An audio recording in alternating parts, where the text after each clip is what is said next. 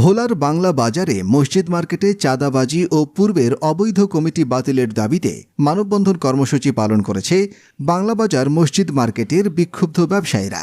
আজ দুপুরে ব্যবসায়ীরা দোকান বন্ধ রেখে ভোলা চরফ্যাশন মহাসড়কের এই কর্মসূচি পালন করেন।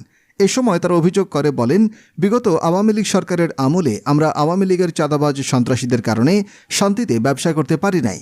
আওয়ামী সন্ত্রাসীরা মসজিদ মার্কেটের কমিটিতে থেকে আমাদের উপরে অনেক লুটপাট ও জুলুম নির্যাতন করেছে।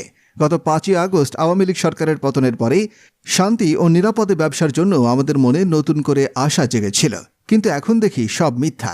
বর্তমানে একদল সন্ত্রাসীরা চাঁদাবাজি সহ আমাদের উপরে নানাভাবে জুলুম অত্যাচার অব্যাহত রেখেছে।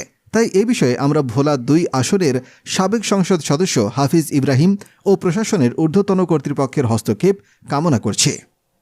আমরা এই মার্কেটটা 2007 সনে